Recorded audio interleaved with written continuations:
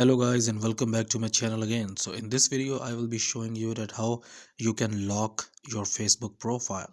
So first of all you will open up Facebook and then you will go to your profile by clicking onto the image. Then you will click on your name. Sorry. Then you will go and click on the settings and privacy.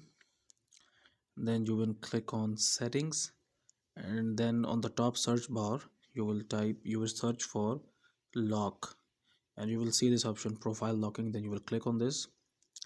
Now if you lock your profile, only your friends will see the photos and posts and stories that you will share on Facebook.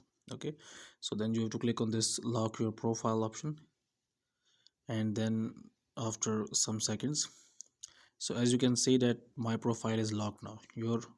You locked your profile. Okay, so now my profile is locked. So that's how you can lock your Facebook profile.